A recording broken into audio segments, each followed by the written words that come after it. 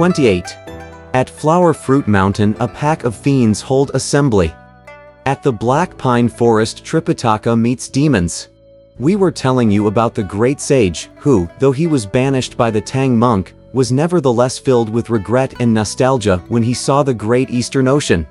He said to himself, "I haven't come this way for 500 years. This is what he saw as he looked at the ocean. Vast, misty currents. Huge, far-reaching waves. Vast, misty currents that join the Milky Way. Huge, far-reaching waves that touch the pulse of Earth. The tide rises in salvos.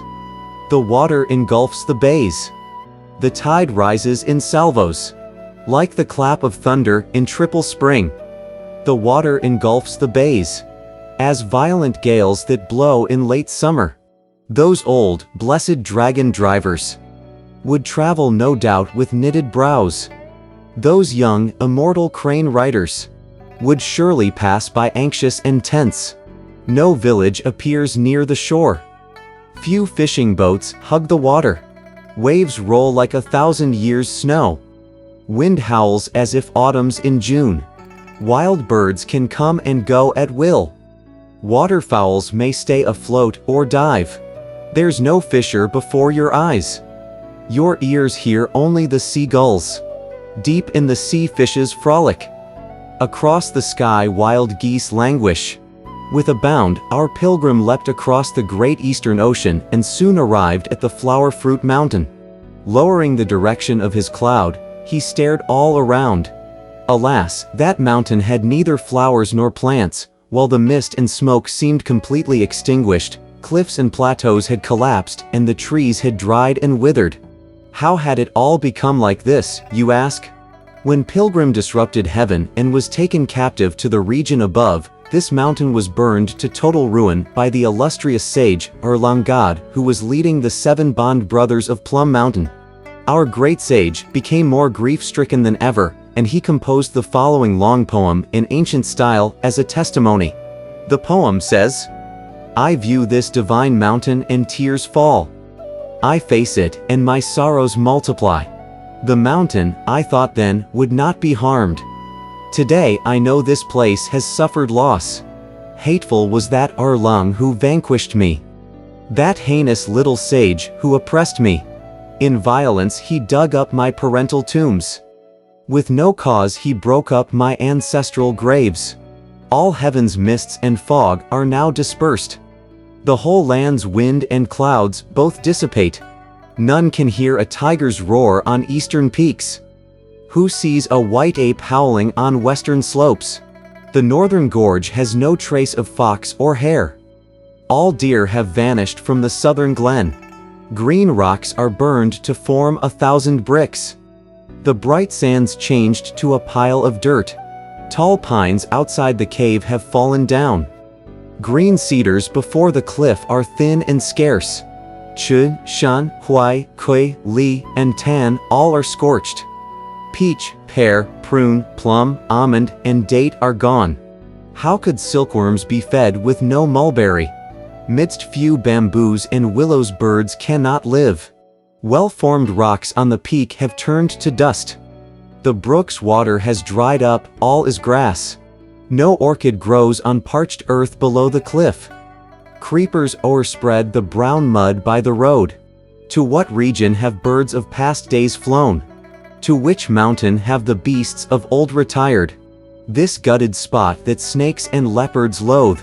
This blasted place that cranes and serpents shun. It must be for evil deeds in former times, that I should this day suffer so much pain."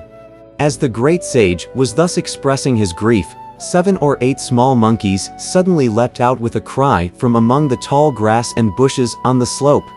They rushed forward to surround him and kowtow, shouting, "Father Great Sage, you've come home today. Why aren't you all having a little fun?" asked the handsome Monkey King. "Why is everyone in hiding? I've been back for quite a while, and I haven't seen even the shadow of one of you. Why is that?" When the several monkeys heard these words, every one of them began to weep. Since the great sage was taken captive to the region above, They said, "We have been suffering from the hands of hunters, truly an unbearable affliction. How could we withstand those sharp arrows and strong bows, those yellow hawks and wicked hounds, those ensnaring nets and sickle-shaped spears? To preserve our lives, none of us dares come out to play. Instead, we conceal ourselves deep in the cave dwelling, or take refuge in some distant lairs. Only in hunger do we go steal some grass on the meadow for food, and in thirst, we drink the clear liquid from downstream. Just now we heard the voice of our father great sage, and that was why we came to receive you. We beg you to take care of us." When the great sage heard these words, he became more distressed. He then asked, "How many of you are there still in this mountain? Young and old?" Said the monkeys, "Altogether, no more than 1,000. The great sage said, "In former times, I had 47,000 little monsters here. Where did they go?" The monkeys said, "When father left, this mountain was burned by the Bodhisattva Arlung, and more than half of them were killed by the fire. Some of us managed to save our lives by squatting in the wells, diving into the brook, or hiding beneath the sheet iron bridge. When the fire was extinguished and the smoke cleared, we came out to find that flowers and fruits were no longer available for food. The difficulty in finding sustenance drove another half of the monkeys away, leaving those of us to suffer here in the mountain. These 2 years saw our number dwindle even further by more than half when hunters came to abduct us." "For what purpose?" asked Pilgrim. "Talk about those hunters," said the monkeys. "They are truly abominable. Those of us who were shot by arrows, pierced by spears, or clubbed to death they took away for food to be served with rice. The dead monkeys would be skinned and boned, cooked with sauce, and steamed with vinegar, fried with oil, and sautéed with salt. Those of us who were caught by the net or the trap would be led away live. They would be taught to skip ropes, to act, to somersault, and to do cartwheels. They would have to beat the drum and the gong on the streets, and perform every kind of trick to entertain humans." When the great sage heard these words, he became terribly angry. "Who is in charge in the cave now?" he asked. "We still have Ma and Leo, the 2 marshals," said the little fiends. "Peng and Ba, the 2 generals, they are in charge. Report to them at once," said the great sage, "and say that I've returned." Those little fiends dashed inside the cave and cried, "Father Great Sage has come home." When Ma, Leo, Peng, and Ba heard the report, they rushed out of the door to kowtow and to receive him inside the cave. The great sage took a seat in the middle as the various fiends all lined up before him to pay homage. "Father Great Sage," they said, "we heard recently that you had regained your life so that you could protect the Tang monk on his journey to the western heaven to acquire scriptures. Why are you not heading toward the west? Why do you come back to this mountain?" "Little ones," said the great sage, "you have no idea that the Tang monk is wholly ignorant of who is worthy and who is foolish. For his sake, I caught fiends and overcame demons throughout the journey, using all my abilities. Several times I slew a monster, but, accusing me of doing evil and violence, he disowned me as his disciple and banished me back here. He even wrote me a formal letter of banishment as proof that he would never want to use me again." Clapping their hands and roaring with laughter, the monkeys said, "Lucky! Lucky! What do you want to be a monk for? Come home and you can lead us to have a few years' fun. Quick! Let's bring out the coconut wine for the reception of father." "Let's not drink wine just yet," said the great sage.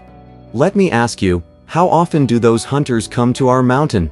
"Great sage," said Ma and Leo, "there's no telling of time. They are here every day to make trouble." The great sage asked, "Why aren't they here today?" Ma and Leo replied, "Just wait and you'll see them come." The great sage gave this order: "Little ones, go up to the mountain and bring me the rocks that have been burned to small pieces. Pile them up around here in piles of 30 or 60 pieces. I have use for them." Those little monkeys were like a cloud of bees. They swarmed all over the mountain and brought back the rock pieces and piled them together. When the great sage saw that, he said, "Little ones, go hide in the cave. Let Old Monkey exercise his magic." Our great sage went straight up to the peak to look around, and he saw over 1,000 men and horses approaching from the southern half of the mountain. Beating drums and striking gongs, they were holding spears and swords, leading hawks and hounds. When the Monkey King stared carefully at them, they appeared to be most ferocious indeed. Dear men, truly fierce. He saw. Fox skins covered their heads and backs. Silk brocades wrapped around their torsos. Quivers full of wolf teeth arrows. And carved bows hung on their thighs. The men seemed mountain-prowling tigers. The horses like brook-leaping dragons. The whole group of men led their hounds. As hawks perched on all their shoulders, they hauled fire cannons in baskets. They had also eagles most fierce, and hundreds of poles with birdlimes, and thousands of forks to catch rabbits, dragnets like those used by bullheads, and lassos tossed by King Yama. They yelled and shrieked all together, causing confusion far and near. When the great sage saw those men swarming up his mountain, he became terribly angry. Making the magic sign with his fingers and reciting a spell, he drew in a breath facing the southwest and blew it out. At once a violent wind arose. Marvelous wind. It threw up dust and scattered dirt. It toppled trees and cut down forests. The ocean waves rose like mountains. They crashed fold upon fold on the shore. The cosmos grew dim and darkened.